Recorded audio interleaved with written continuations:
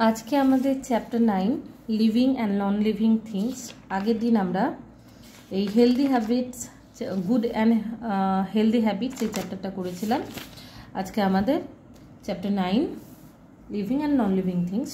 এই চ্যাপ্টারটা অনেকটাই লেন্দি, একদম এখানে এসে শেষ হচ্ছে, সেই জন্য এই চ্যাপ্টারটা আমরা একটু ধরে ধরে পড়ব। ঠিক আছে, ধরে ধরে পড়বো বলতে আজকে আমরা প্রথম দুটি পেজ পড়ব, পরের দিন আমরা আবার এই একটা পেজ পড়বো, এরকমভাবে পড়ব। তো চলো এক এক করে পড়া যাক। প্রত্যেকটা মানে এই ভিডিওগুলো প্রত্যেকটাই একদম ওয়ার্ড টু ওয়ার্ড মিনিং করে তোমাদের পড়ানো হবে। ঠিক আছে, তো living and non living things. Living মানে হচ্ছে জীবন্ত এবং নন লিভিং হচ্ছে গিয়ে কি এটা হচ্ছে সজীব আর এটা নির্জীব। ঠিক আছে, সবচেয়ে ভালো এটা এটা হচ্ছে living and non living thing মানে সজীব এবং নির্জীব প্রাণী এবং বস্তু, পদার্থ। এখানে থিংস বলতে আমাদের পদার্থ। দেখো কি বলছে, all plants and animals are living things. Plants মানে আমরা জানি গাছপালা, এবং অ্যানিমেলস মানে হচ্ছে, অ্যানিমেল মানে তো এমনিতে জন্তু, কিন্তু এখানে অ্যানিমেল মানে হচ্ছে প্রাণী। ঠিক আছে, তাহলে সমস্ত উদ্ভিদেরা এবং সমস্ত প্রাণীরা হচ্ছে সজীব বস্তু। All other things are non living things. এবং এদের ছাড়া মানে কারা? এই সজীব বস্তু ছাড়া বাকি সব হচ্ছে নির্জীব বস্তু। Examples of living things, examples মানে হচ্ছে উদাহরণ। তাহলে সজীব বস্তুর উদাহরণ হলো দ্য বানানা ট্রি, কলা গাছ, দ্য নিম ট্রি, নিম গাছ, দ্য রোজ প্ল্যান্ট, গোলাপ গাছ, দ্য ডালিয়া প্ল্যান্ট, ডালিয়া গাছ, দ্য কাউ, গরু, দ্য ডগ, কুকুর, অ্যান্ড দি ক্যাট, ইটিসি, এবং বিড়াল, ইটিসি মানে হচ্ছে ইত্যাদি। তাহলে লিভিং থিংসের এক্সাম্পল দেওয়া আছে। তারপর দেখো কি রয়েছে, examples of non living things. নির্জীব বস্তুর উদাহরণগুলি হলো স্পুন, চামচ, প্লেট, প্লেট মানে হচ্ছে তোমার প্লেট যেটাতে আমরা খাবার খাই, থালা বলতে পারো। টেবিল হচ্ছে গিয়ে টেবিল, চেয়ার হচ্ছে চেয়ার, হাউস বাড়ি, কার গাড়ি, বাস ইত্যাদি ইত্যাদি। তারপর দেখো কি বলছে, এখানে ছবিগুলো দেওয়া আছে। এই পেজে তোমাদের জীবন্ত প্রাণী অর্থাৎ সজীব, আর এই পেজে নির্জীবের ছবি দেওয়া আছে। এবার দেখো, all these non living things, এই সমস্ত নির্জীব প্রাণীরা ডু নট হ্যাভ লাইভস, তাদের কি নেই? প্রাণ নেই। নন লিভিং কেন? কারণ এদের প্রাণ নেই। They do not grow and do not move, তাদের প্রাণ নেই, তারা আরও কি করতে পারে না? দেখো, they do not move, do not grow, তারা বাড়ে না, অর্থাৎ তাদের বৃদ্ধি নেই। অ্যান্ড ডু নট মুভ, তারা মুভ মানে চলাফেরা করে, তাহলে তারা চলাফেরা করতে পারে না, তারা বাড়তে পারে না। All living things except plants can move, তাহলে সমস্ত জীবন্ত প্রাণী কেবলমাত্র উদ্ভিদ ছাড়া কি করতে পারে? চলাফেরা করতে পারে। তাহলে দেখো, জীবন্ত প্রাণীর মানে বৈশিষ্ট্য কি? এখানে যা আছে তার উল্টো। নির্জীব প্রাণীর প্রাণ নেই, জীবন্ত প্রাণীর প্রাণ আছে। নির্জীব প্রাণী বৃদ্ধি নেই, কিন্তু জীবন্ত প্রাণী সজীব প্রাণীর বৃদ্ধি আছে। আর এরা চলতে পারে না, আর এরা কি চলতে পারে। কিন্তু এই চলতে পারার মধ্যে একটা জিনিস কি, উদ্ভিদ চলতে পারে না। আমরা দেখেছি গাছ বছরের পর বছর এক জায়গাতেই থাকে, কিন্তু গাছেরও প্রাণ আছে। ঠিক আছে, গাছও হচ্ছে আমাদের মতোই সজীব বস্তু। তাহলে দেখো কি কি, a bird can walk and fly, একটা পাখি হাঁটতে পারে এবং উড়তে পারে। আ গ্রাসহোপার ক্যান জাম্প অ্যান্ড ফ্লাই, গ্রাসহোপার মানে হচ্ছে ঘাস ফড়িং।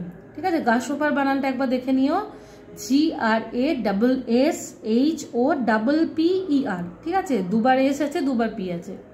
গ্রাসহোপার অর্থাৎ ঘাস ফড়িং লাফাতে পারে, জাম্প মানে লাফানো, আর ফ্লাই মানে ওরা লাফাতে পারে এবং উড়তে পারে। আর ককরোচ ক্রাউলস, একটা ককরোচ কি করতে পারে? ক্রাউল করা মানে হচ্ছে হামাগুড়ি দিয়ে ঘোরা, এখানে কি বলবো? ঘুরঘুর করা। ঠিক আছে, এ স্নেক গ্লাইডস, একটা সাপ কি করে? গ্লাইড করা। গ্লাইড করা মানে কি করা বলো তো? গ্লাইড করা হচ্ছে এই যে সাপ চলে এরকম আঁকা বাঁকা ভাবে, সেটাকে বলা হচ্ছে। আর ফিশ সুইম, ঠিক আছে, একটা মাছ সাঁতার কাটতে পারে। অ্যান্ড আর্থওয়ার্ম ক্রাউলস, এও কি করে, এও গুটি গুটি পায়ে মানে গুটি গুটি ভাবে এগিয়ে যায় কে, আর্থওয়ার্ম। আর্থওয়ার্ম মানে হচ্ছে কেঁচো, তাহলে ক্রাউল মানে আমরা গুটি গুটি এগিয়ে যাওয়া বলবো, ঠিক আছে।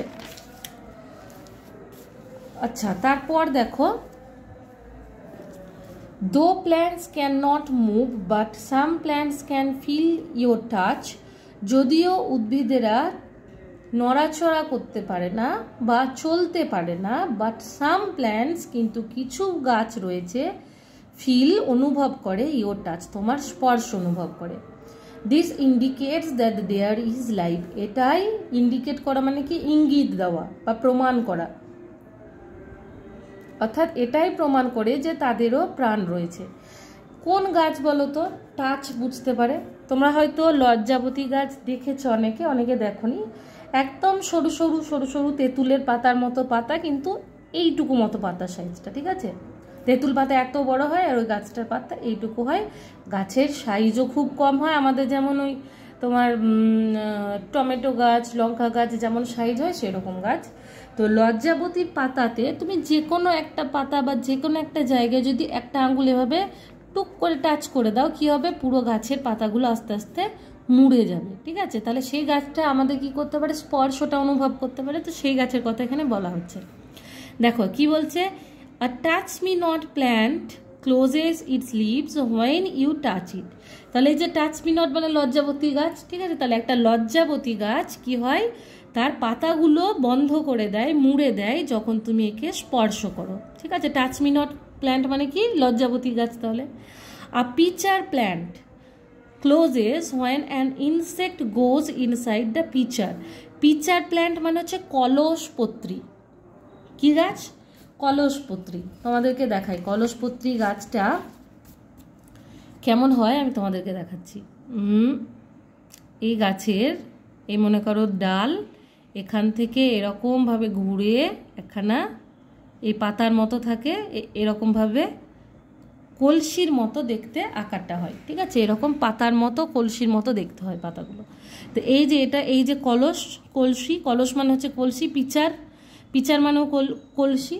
তো এই কলসপত্রী গাছ বন্ধ হয়ে যায় যখন একটা ইনসেক্ট, ইনসেক্ট মানে কি, ইনসেক্ট মানে হচ্ছে গিয়ে কোনো পোকা। তাহলে কোনো পোকা মাকড়, কোনো পতঙ্গ যখন এর কলসির মধ্যে গিয়ে পৌঁছায় তখন এই গাছটা বন্ধ হয়ে যায়। All living things grow and change from young to old. প্রত্যেকটা জীবন্ত প্রাণী বৃদ্ধি হয় এবং পরিবর্তিত হয় বাচ্চা থেকে বয়স্ক পর্যন্ত। তাহলে শৈশব থেকে কি না বৃদ্ধকাল অবধি এর পরিবর্তন হয়। All living things have their babies. প্রত্যেকটা জীবন্ত প্রাণীর কি আছে না বাচ্চা আছে। দেখো, plants have baby plants called seedlings. গাছেদের কি রয়েছে বাচ্চা গাছ, এদেরকে বলা হয় কি সিডলিংস, ঠিক আছে, চারা গাছ। Frogs have baby frogs. ব্যাঙ, ব্যাঙের বাচ্চা আছে, ব্যাঙের বাচ্চাদের কি বলা হয় টেডপোলস। ব্যাঙের বাচ্চাকে বলা হয় tadpoles. A baby horse is called a foal. একটা বাচ্চা ঘোড়াকে বলা হয় foal. A baby dog is called a puppy. একটা ছোট্ট কুকুর ছানাকে বলা হয় puppy. A baby cat is called a kitten. একটা বাচ্চা বিড়ালকে বলা হয় kitten. A baby duck is called duckling. একটা বাচ্চা হাঁসকে বলা হয় কি ডাকলিং, ঠিক আছে। এই জায়গাটা খুব ইম্পর্টেন্ট, পুরো চ্যাপ্টারটাই ভীষণ ইম্পর্টেন্ট চ্যাপ্টার, তোমাদের চ্যাপ্টার 9, তার মধ্যে এই জায়গাটা খুব ইম্পর্টেন্ট, ভালোভাবে এটা মুখস্থ রেখো, ঠিক আছে। তারপরে দেখো, অল লিভিং থিংস মাল্টিপ্লাই। প্রত্যেকটা জীবন্ত প্রাণী কি হয় না বাড়তে থাকে, বৃদ্ধি পায়। কীরকমভাবে বৃদ্ধি পায়, মাল্টিপ্লাই মানে হচ্ছে সংখ্যায় বৃদ্ধি পাওয়া, ঠিক আছে। Some living things multiply or increases their numbers by laying eggs. কিছু কিছু প্রাণী রয়েছে যারা কি হয় না তাদের সংখ্যায় বৃদ্ধি হয়, তাদের সংখ্যা বাড়ে। ইনক্রিজ মানে হচ্ছে বাড়া, মাল্টিপ্লাই মানে বৃদ্ধি পাওয়া। তাহলে তাদের সংখ্যায় বৃদ্ধি হয় কীরকমভাবে না ডিম পাড়ার মাধ্যমে। কারা কারা ডিম পাড়ে আমরা জানি, আমরা পাখির ডিম হয় জানি, মুরগির ডিম, হাঁসের ডিম। তাছাড়াও কিছু কিছু প্রাণীর ডিম হয়, যেমন মাছের ডিম হয়, তাই তো, মাছের ডিম খাই আমরা। দেখ এখানে দেওয়া আছে ব্যাঙের ডিম, ককরোচ সেটা অর্থাৎ আরশোলার ডিম, তারপর কি মাছের ডিম, এইসব। দেখো কি লেখা রয়েছে, হেন, Lizaad, frog, cockroach and fish all লে এগস। কারা কারা, মুরগি, লিজার্ড মানে টিকটিকি জানো তোমরা, টিকটিকি, ব্যাঙ, আরশোলা এবং মাছ সকলেই ডিম পাড়ে। Babies are born from the eggs, এদের বাচ্চাগুলো কোথায় থেকে জন্মগ্রহণ করে? ডিম থেকে জন্মগ্রহণ করে। দেখো কি বলছে, some living things give birth to babies directly, কিছু জীবন্ত প্রাণী যারা সরাসরিভাবে বাচ্চা প্রসব করে, যাদের সরাসরিভাবে বাচ্চা জন্ম দেয়, তারা কি দেখো মানে কিছু কিছু আছে যারা সরাসরিভাবে বাচ্চা দেয়। এরা কি ডিম পাড়ে, ডিম থেকে বাচ্চা হয়, এদের পেট থেকেই বাচ্চা বেরোয়, ঠিক আছে, বাচ্চা জন্ম দেয় এরা। কারা? দেখো, a cow gives birth to a calf, একটা গরু সে একটা বাছুরকে জন্ম দেয়, CALF কাফ, ঠিক আছে, এল উচ্চারণ না, কাফ। তারপরে দেখো বাছুরকে জন্ম দেয়। A dog gives birth to আ পাপি, একটা কুকুর বাচ্চা জন্ম দেয় কাকে? একটা পাপ্পিকে, কুকুর ছানাকে। A cat gives birth to a kitten, একটা বিড়াল জন্ম দেয় কাকে? একটা বিড়ালের বাচ্চাকে। Plants produce seeds to grow into seedlings and then into plants, এই গাছেরা কি করে না প্রডিউস উৎপন্ন করে সিডস বলতে কি? বীজ উৎপন্ন করে। টু গ্রো ইন্টু কি করার জন্য? বৃদ্ধি পাওয়ার জন্য। সিডলিংস চারা গাছ বৃদ্ধি করার জন্য, অ্যান্ড দেন ইন্টু প্ল্যান্টস এবং তারপর উদ্ভিদে পরিণত হওয়ার জন্য, বড় গাছে পরিণত হওয়ার জন্য। তাহলে দেখো নন লিভিং আর লিভিং এর মধ্যে কি লিভিংরা তাদের বংশ বিস্তার করে। তার মধ্যে আমরা দেখছি কি কিছু কিছু প্রাণী রয়েছে, যেমন এই সকল প্রাণীগুলো এরা ডিম পেড়ে জন্মগ্রহণ মানে বংশবৃদ্ধি করে, এরা কি সরাসরি বাচ্চা প্রসব করে। আর উদ্ভিদ যারা রয়েছে তারা কি করে? উদ্ভিদদের বীজ হয়, বীজ থেকে চারা গাছ হয় এবং চারা গাছ থেকে বড় গাছ হয়। ঠিক আছে, আজকে এতটুকুই থাকলো। নেক্সট ভিডিওতে আমরা এই জায়গাটা এবং এই জায়গাটা পুরোটা পড়বো এবং তার সঙ্গে এক্সারসাইজ করবো। এখানকার এক্সারসাইজটা খুব ইম্পর্টেন্ট এক্সারসাইজ, এখান থেকে অনেক এক্সট্রা কোশ্চেন আছে, এক্সারসাইজটা আলাদা একটা ভিডিও করবো। ঠিক আছে, আজকের ভিডিও এতটুকুই থাকলো। ভিডিওটা ভালো লাগলে একটা লাইক করবে, কোনো কিছু বলার থাকলে কমেন্ট সেকশনে বলবে এবং বন্ধুদের সঙ্গে বেশি বেশি করে শেয়ার করে নেবে।